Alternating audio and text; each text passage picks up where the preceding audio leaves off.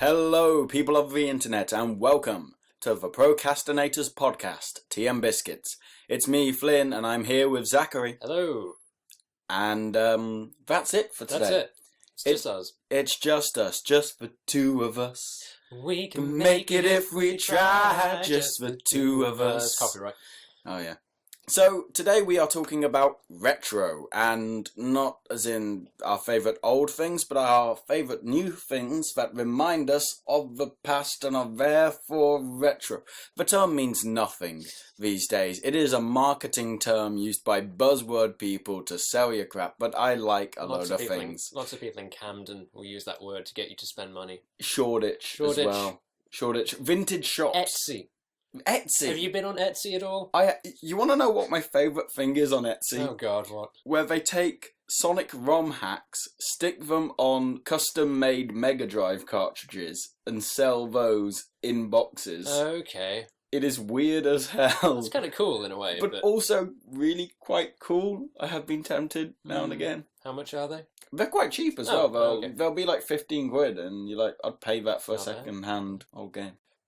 So, our first question of the day, and we'll get a huge range of answers for this. Can you tell I'm a little bit miffed that we're on our own? I'm a little bit. Guys, if you're listening to this, and if you're not listening to this, you're in even more trouble. But fellow procrastinators, the hell, dudes. The hell. Where are you? So anyway, first question.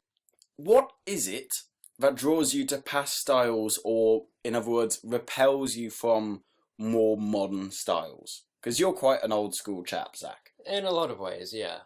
I think for me it started with music. When I was very young I used to listen to a lot of things like the Beatles and the Monkees. Yeah. Before that I listened to stuff that was of the era, so a lot of Spice Girls, to my shame. I have an album somewhere.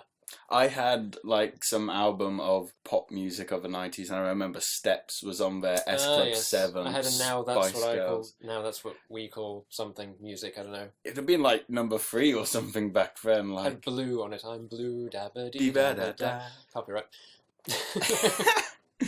So I got to probably 9, 10 years old. I started listening to sort of 60s pop kind of stuff. Beatles, Monkees, probably other stuff that I can't remember off the top of my head. My dad has always worked in the music industry in various roles, usually in my memory as a sort of audio technician. So it'd be mixing tracks that other people had put together and so forth. And so I had a very wide range of music just around the house. And a lot of it was jazz from kind of 50s up to 70s era. He had a huge range of vinyls from that kind of time as well, and we had a vinyl player. We actually had a vinyl player in the house that worked. I have no idea where it is anymore or if it works, but this massive, massive collection of stuff, and so that was just what I was listening to at home. For me, that became my norm. And I think for people that didn't have that kind of past influence and listened to stuff of the time, that was their norm, and so I kind of went down a different route. Yeah, I think I went down a very similar path. No vinyl player in my house, but cassette players. If you remember those. If you don't, oh God, I envy you. Did you ever have the one that had 2 cassette players and you could put a cassette in each, a blank one in one, and copy from one to the other? No, that was far too fancy for we us. had one of those. Far too fancy. But no, we would listen to stuff like the Beatles on car journeys. My mom has a love of Motown, so I remember bits of Whitney Houston and Tina Turner. I don't know why they stick out, but I also remember Madness, House of Fun being a song I loved when I first heard it. And this was on car journeys. I'd listen to loads of Beatles, loads of Elvis. The first sort of albums I bought were like Beatles collections and Elvis collections. Then stuff like Led Zeppelin, Slade. Slade need more love. They're a great band. They're so of their era. I hated Slade. For years, my only knowledge of them was Christmas songs. Oh, I know. But they only have the one Christmas song and everything else is great. That definitely set me up on a different sort of norm, and I fell out of love very quickly with boy bands, and we had this very commercialised era of music in the late 90s, and it was easy to sort of turn to this more old school time where things seemed a bit more organic.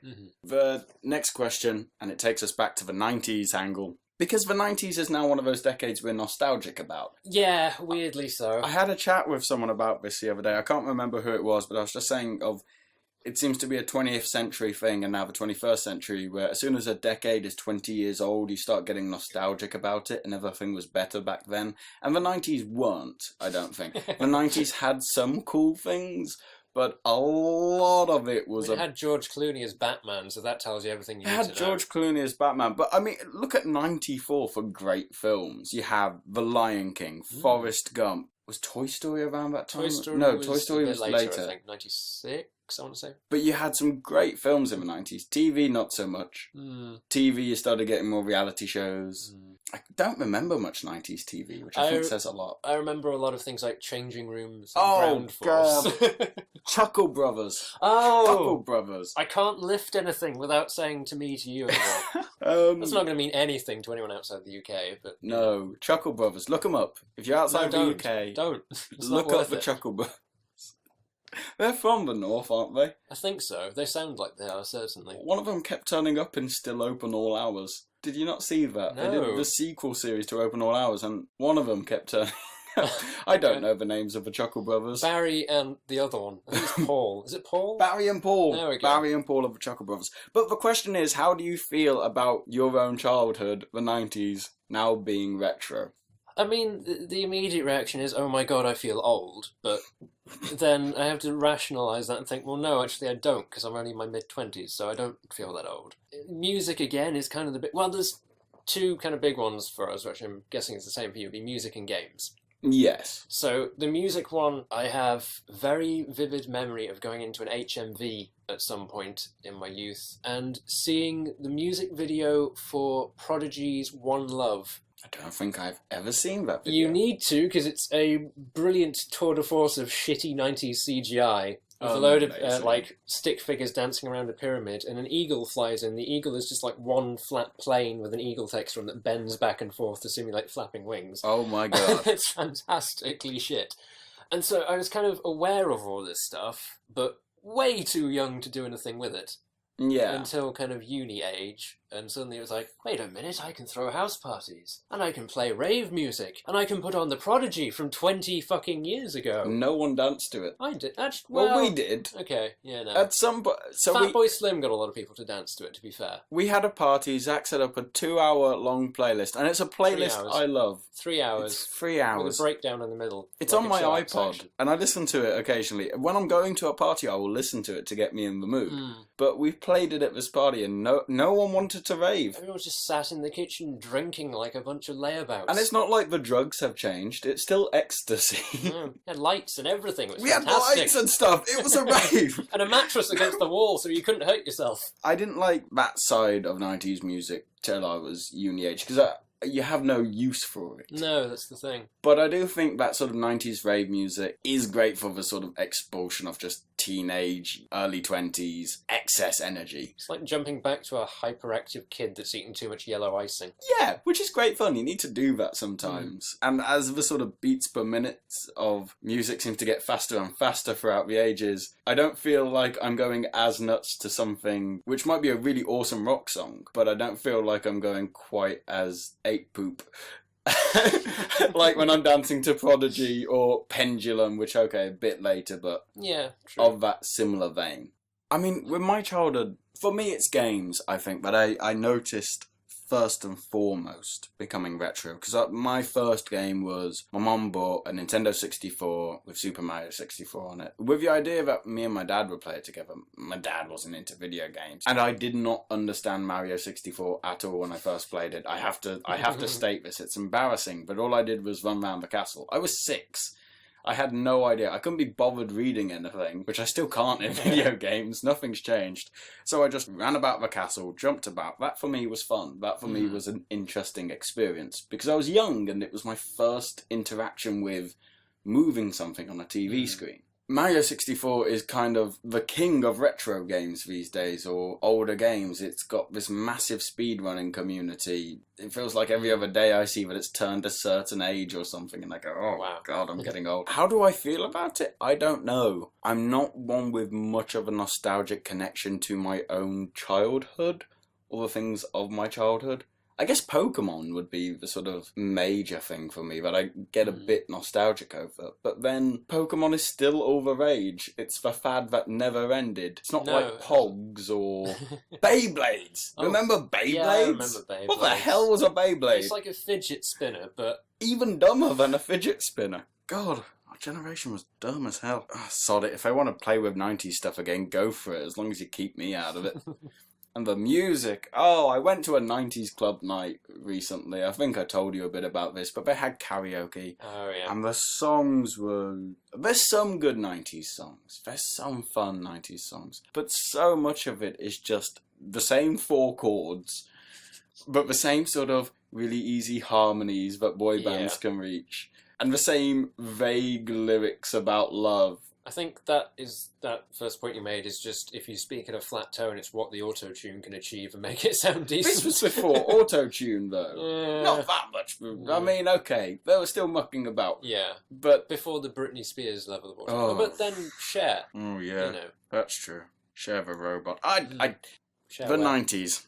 The 90s were a thing. They happened. But the club night had stuff like, I was able to play Sonic 2 on a Mega Drive for a bit. That kept me entertained. Ooh. Yeah, that was fun. They had like CRT TVs. Proper old school TVs they had. Street Fighter on the SNES. You had Daytona on the PS1. You had GoldenEye on the 64. And you had Sonic on the Mega Drive. That is a pretty good lineup. And RoboCop was on VHS on the final TV. Ooh. Those bits of the 90s I'm happy with. That's a weird thing that I kind of miss is CRT monitors. Yeah. I don't know why, but there's something very cold about a perfectly flat rectangular screen that just displays the image as it's supposed to be, without just that slight bulge and the fuzziness around the edges. There's something just quite... It's almost like the difference between e-reading and reading on paper. Mm. But paper will always have its own individual crinkles and creases, and the ink might have run on some point or might have dried in some way, whatever. And most books will look pretty much the same, but there is some individuality to each, which is kind of like a CRT of there's something almost more tangible about the fact that the image isn't perfect. It's a bit off. My grandmother, when I was very young, had an old-fashioned TV with a wooden front and no remote, and the buttons down the front that you've got to push, and each one made a really satisfying click as it went in. Satisfying clicks. Satisfying clicks. You don't get as many satisfying clicks these days. You don't. Even Lego. That's why I still have my terrible old phone, which is gradually breaking, but it has a keyboard. A keypad, rather. It has buttons that you can press, like an actual phone. Phones are actually something that... okay, this isn't quite the 90s. When was the last time you played Snake? Oh god, that was years ago. I used to love those old 90s phones, and the early 2000s ones. And then, as soon as they started having cameras in and flip phones, I just remember thinking, this is going to get out of hand. I just remember being strangely suspicious of the idea, and I didn't know why, and today I fully understand. It was the start of the end. Freaking cameras and the internet, and now you can't put them down or go anywhere. God, I sound old. Anyway, so we're going to talk about some of our favourite retro-style things. We're going to talk about games first. Your game is one I love. Yeah, the one I wanted to bring up. It's a little out of date at this point. It's a year old, but it's Doom. Actually, Doom, and on a similar train of thought, Wolfenstein, specifically New Order. I didn't play the 2007, 8, whatever it was, that one. But it very much feels like the old Return to Castle Wolfenstein. Okay, they've got a bit of a modern concession where it's got far more turret sequence style things where it's all very heavily scripted and you can't deviate. But for the most part, it's got that nice, you have big guns, you have Nazis, this is not a puzzle kind of feeling to it. Which is why Doom works so well. Doom, I did play the original Doom. And I have actually played it recently. I played like the first 2 levels as a Flash version of it online somewhere, which pretty accurately recreates the original Doom. And it kind of still holds up. It looks absolutely awful, but the gameplay is just, you run really fast and shoot things. And there's something quite timeless about that. The one alienating feature of the original Doom, I will say, is not being able to aim independently. Not being able to look up. Is it? Yeah. That screwed me up when I first tried to play it. That is a bit confusing, I must admit. One of my earliest gaming memories, this is highly inappropriate, but it was Duke Nukem 3D. Amazing. When I must have been 6, 7 years old, something like that. It's not a game for a 6 or a 7-year-old. No, it's got pixelated boobs, it's got swearing, it's got horrific destruction of I remember, civic property. And I remember watching Jim Davidson comedy routines when I was young for some reason. My parents let me watch that. I didn't understand what any of the words meant, but I mean, that dude's a douche. Oh, he is. We both had terrible, terrible exposure to things in our childhood that we shouldn't have. So, Zach, you wanted to talk about Doom. So you wanted to talk about Doom. We're doomed, sir. You wanted to talk about Doom, and so far we've talked about Wolfenstein and Duke Nukem. Yes. What would you like to say about Doom 2016? Thinking of Duke Nukem again, if you look at the difference between Doom 2016 and Duke Nukem Forever.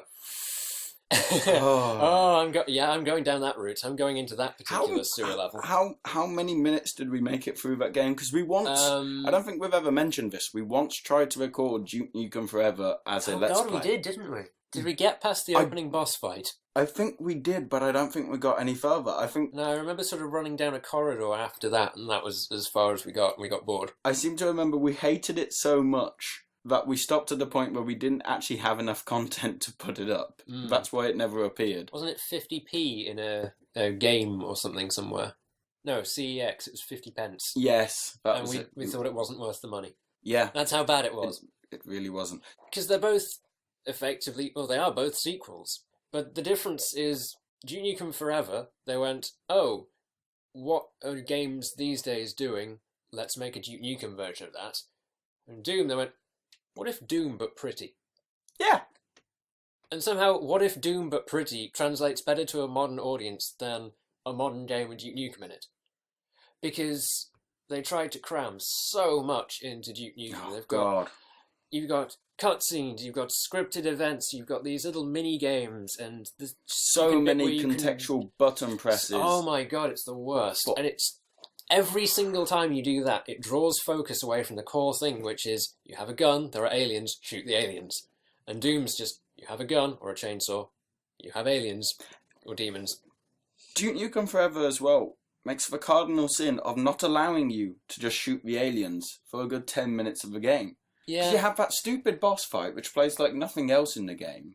Whereas Doom, you start it... and you're being attacked. You're being strapped down to a table, you punch a guy in a scripted event, you stand up, it gives you a gun, go. Yeah. And that's, 30 seconds? I think it lasts it's a minute at max. Yeah. Until you just have a gun in your hand and have something that wants to kill you in front of you that you can shoot. For me, what I love about Doom is there's no trimmings that you get with a lot of games these days. There's no tutorials. Well, there's little pop-up boxes, but you can read them or you ignore them. It's up to you. There's an upgrade system, which I'm not the biggest fan of, but it doesn't get in the way of gameplay too much. It's pretty much entirely optional. It's like one button. Yeah. And it's the thing about verbs in games. How many things can you do? Yeah. It isn't that Doom doesn't have a lot of verbs. It has quite a few when you think about it. It's just in the way it's presented to you, it never feels like a lot. It just feels like shoot, run, jump. Which is what retro games had, because they had far fewer buttons to work with half the time, and far fewer options in terms of what a game could handle. I'm going to talk about Sonic Mania quickly. Sonic Mania, as you've probably seen, it's been all over the internet. It's essentially Sonic 4. I think it's okay to call it that now. Let's ignore the real Sonic the Hedgehog 4. Sonic Mania is Sonic 4. It was made by hackers. It was made by fans, which, warms my heart. I heard the story the other day of how they got it greenlit. So, the developers of Sonic Mania, which is Christian Whitehead, Padoga West Games, and Headcanon, they put together Studiopolis, which is the zone you've probably seen in all the marketing. It's gorgeous. It's so fun to play.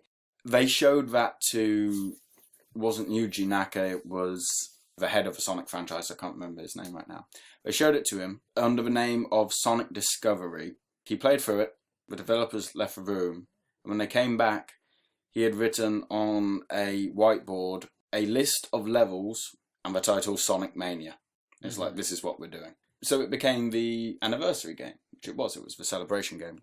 But it feels like more than a celebration, which I think is why it's really won a place in a lot of fans' hearts, because the Sonic franchise does a lot of nostalgia and self-love and referencing and including all the goddamn extra characters we've had over the years, and Silver the Hedgehog, and and it's not just that stripping that away makes this game better, it's just the fact that this game makes you feel nostalgic by reminding you of how it felt. Yeah. Because Shovel Knight. Shovel Knight works in a very similar way. That isn't a game that could have been pulled off with those old school tech, but it feels like it. Same with Sonic Mania. When I played Sonic 2 on that Mega Drive, holy crap, the difference. Just in how smoothly it ran, in the speed of loading the next level, in just doing the next thing. Everything in Sonic Mania is slick and very, very well designed. It feels like an old game, but it is nowhere close to being. The frames of animation, the details in the background. Yeah, even just silly things like 60 frames a second in widescreen, which doesn't sound like a gameplay consideration, but actually really is when you're trying to run fast in a straight line and jump over things that are appearing on the side of your screen. Yeah. And the level design as well. It's retro in a great way of it has been designed not to evoke nostalgic feelings and just dig through that mine for gold. It has been made as the spiritual successor, as in a sequel that just says, what did we do last time? And not how can we make money by chucking in something new and novel, just how do we improve? That's what Mania feels like. And I think it's something of remembering what ties these 3 games together, including Sonic Mania, is it's remembering why you go to a brand for something. People who want to go to a Sonic game want to play what they remember a Sonic game being. People who want to play a game called Doom don't want Doom 3, they want Doom. People who play Duke Nukem Forever are idiots. I was just about to mention Doom 3 as well. Gives you a flashlight for a start and makes everything dark so you can't see what you're shooting half the time, which takes away from the fun of shooting. Gives you long sections with nothing to shoot, which takes away from the fun of shooting. This for an FPS game, this for the game that kind of defines the FPS genre in many respects. It tried to be horror, and I don't get why. No. And Duke Nukem Forever tried to be Deadpool. Yeah, I hadn't thought of that comparison before. Because the Deadpool game works and is kind of fun because it doesn't take itself seriously and you're not there for the gameplay. No. Duke Nukem Forever, if it had been an honest-to-God FPS and then had the humour on the top, it would have been a lot more funny. But we've talked about gaming for a while now. We're going to move on to music so you can talk for ages and then I'll sound like an absolute idiot afterwards. You want to talk about synthwave? I want to talk a little bit about synthwave. I also want to talk about a few other things. And I'm kind of going to link this into our next topic as well, which is art. Shall I just shut up for this bit then? Yeah, you can interject if you want. I'd quite like things to bounce off as we go. Okay. So, in fact, I'm going to pose a question to you. Have you heard of synthwave, or have you heard any synthwave? I have heard of synthwave, but is it like those weird YouTube videos where the titles are in all caps and there's a space between every letter and it's got like old Simpsons footage? No, that's vaporwave. Oh, vaporwave. It's along similar lines. So vaporwave, I can't do a description justice, but it's kind of... Search it. Yeah, it's sort of like mashed up bits and pieces from well-known songs and advertising material and popular culture. And I can't stand it. Some people really like it. Fair enough. Whatever. Synthwave is a similar thing, but using kind of motifs and themes from 80s music, specifically sort of synth pop, where it gets the name from. And it's not the same as 80s synth pop. If you listen to synthwave and then listen to some synth pop, it will not sound the same at all. But it is designed to evoke feelings of that era rather than be that era. Yeah. So it goes back down the kind of retro nostalgia thing we were talking about with games. And I wanted to tie this into an artistic trend that's really, really big right now, which is using neon lighting for stuff. There was one artist that I found, which photographer is called Nicholas Rivals. I don't know if he actually created the artwork himself, but it's a set of very simple geometric shapes in neon lighting in very isolated, remote landscapes, usually set at night so you can see the damn thing. This is awesome. Yeah, we'll definitely have this on the screen. All credit to Nicholas Rivals, if it is him, or Linnea Roja. I mispronounced that. Linnea Roja is the name of the art piece. It's red lines. Ah, yeah, that does make sense. So yeah, these will be flashed up on the screen so you can do the same thing as me. Ooh, I like that, circles. This cropped up about a year ago, and I spotted it on Facebook, and immediately fell in love with it and just wanted to steal it and use it for my own stuff. Because you know me, you know how much I like making things light up in unexpected ways. You've seen the kind of theatre that I create. So I came up with this idea, which I'm not going to go into detail with, very much centered around this neon aesthetic, thinking, oh, this is going to be really cool. No one's doing this kind of thing. It's going to be really unique and interesting. And then every single time I see an advert for, or a trailer for a TV series or a new piece of artwork, it features neon lights in some way. Like Atomic Blonde as a recent example. American Gods. Oh, yes. There's a whole bunch of stuff at the Tate. It's not there anymore, but there was an installation in Tate Britain where the entire central hall was just neon geometric shapes, which was really cool because you could kind of look and you could stand and look down it, and whichever angle you looked at it from, it did these different kaleidoscope things, which was That's pretty sick. I have no idea what the point of it was, but it looked really cool. It's in the Tate, it's fine. That's kind of what you're supposed to take away. Confusion. You make your own point. Yeah. They make a lot of money. They do. We're not talking about modern art. We're not talking. Well, we're talking a little bit more about modern art because there's. Well, we are talking That's about exactly what we're talking about. There's another artist in the Tate Modern currently called Bruce Nauman who has done a lot of stuff with neon signage, and I don't think his work particularly fits being stuck in a gallery. Because I walked in and I saw this one thing which is like two neon faces with hands that flash on and off, they poke each other in the face. And there's a lot of humour in his work, it's brilliant. But I walked in and all the stuff was kind of similar, and after 5 minutes I got bored and walked back out again. It's the kind of thing that feels better if it's glimpsed somewhere unexpectedly. Yes. Which is where it works quite well in advertising, because it suddenly gets your attention and then it's gone again, but because it's really bright it sticks with you. But there's something weird that I've noticed, which is that neon lighting is being used to evoke a sense of the 80s. Yeah. Angels in America at the National Theatre used a huge amount of neon lighting. And I don't know about you, but I tend to associate neon lighting with more mid-20th century. Kind of Las Vegas strip clubs. Yeah, and 50s. 40s, 50s, 60s, that kind of.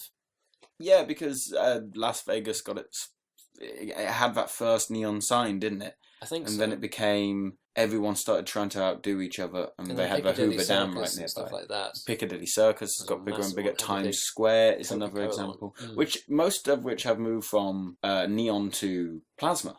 Yeah, or LED these days, particularly. The weird thing is, I think the link with the 80s that we form in our head is more to do with 80s advertising. Yeah, and I was going to raise one very particular point, which is it's not just the neon thing, because if you look at Bruce Nauman's work, it's very sort of primary colours and it feels very current. If you look at Angels in America and American Gods, American Gods is set in the present day, I think. Yes, it is. It's not, but it feels like it's harkening back to something slightly older than its audience. Yes. Which kind of makes sense because it's going into this mythology thing. But there's a colour scheme to it as well, which is just slightly off primary colours. So a slight magenta and a slight kind of cyan colour rather than going for red and blue. And I suddenly realised what that is. If you look at 80s VHS tapes, they very often have an opening where the classic one is there's this big kind of grid across the floor, and some text will fly in along with a kind of electric horn or strings sound. And that's what the colour scheme is. And that's all kind of glowy and in your face, but it's not neon. But it's now being created in real life to harken back to something which isn't even media from the 80s, it's metadata stuck on the front of media from the 80s, so then you can put whatever you like after it, and it feels like it's 80s. Yes! Which is really hard to follow. I hope you did at home if you're listening. But yeah, because it's stuff like Miami Vice. Because I was thinking in my head of, didn't Miami Vice have a neon title? Or sort of. Or Knight Rider? That's the thing, they sort of do, but they actually don't. And it's all these slightly off colours. I think Miami Vice has the classic thing where Miami is written in pink neon and then Vice is written in that steel two-tone thing or something like that. But I think it's not even designed to look like a neon sign, it's just bright colours, it's handwritten. It's weird, it's this extrapolation. It's when you see there's a great Rick and Morty poster which is done in this sort of 80s sci-fi film poster style, and has this neon colour scheme and all that sort of thing, but it doesn't actually remind me of any actual 80s movie posters. It just reminds me of the idea of 80s sci-fi movie posters. Despite the fact that neither of us were alive back then. Despite the fact that neither of us were alive, but it's this weird thing. We live in such a culture now of a recycled content. It's like Karamak bars taste like the 70s.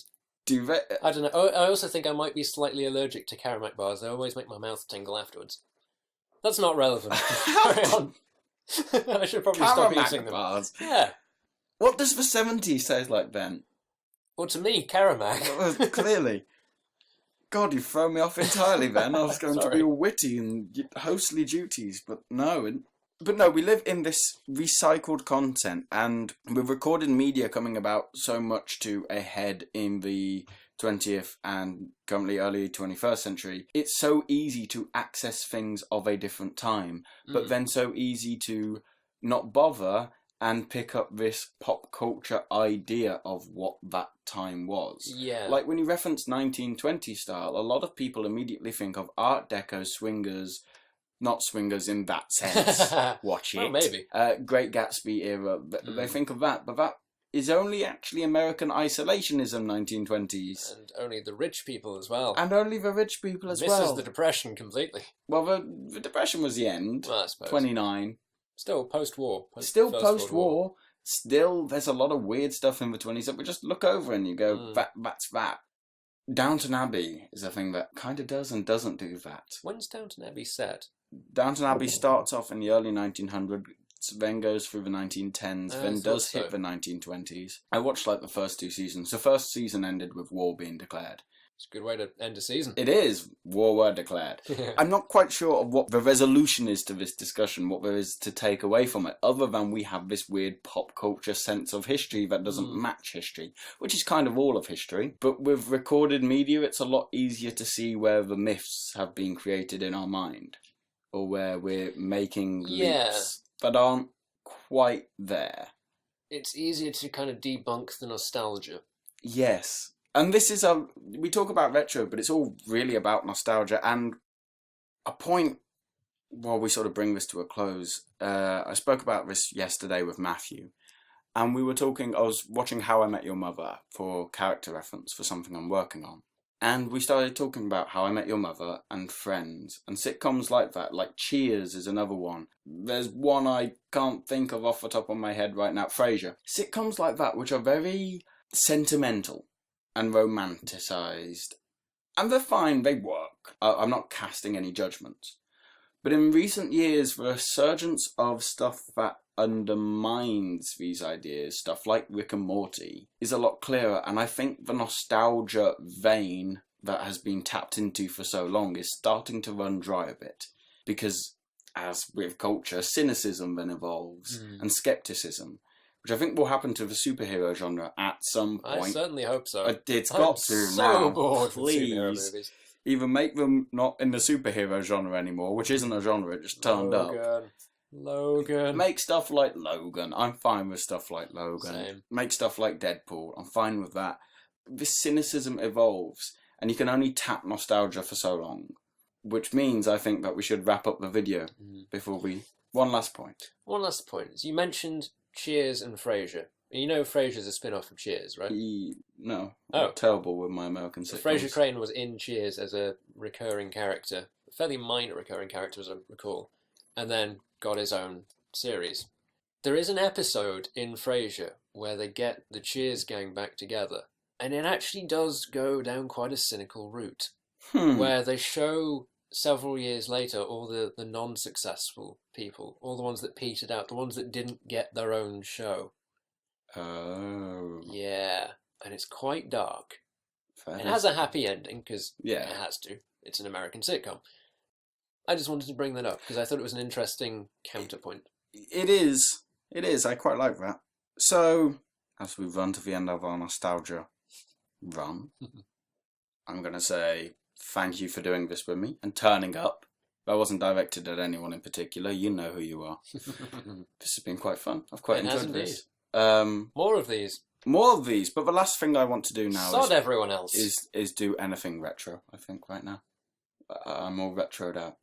So I'm going to I don't know, find some YouTube content. Oh my god, YouTube is going to be retro one day. Oh, good God. People are going to be wearing those Play logos, ironically. Hey, do you remember MSN? And on that bombshell, ladies and gentlemen, we will leave you. Zachary, say goodbye. Goodbye.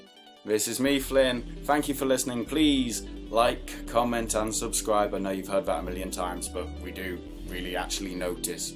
And if this is really, really late and you're watching this like several years in the future, subscribe retroactively.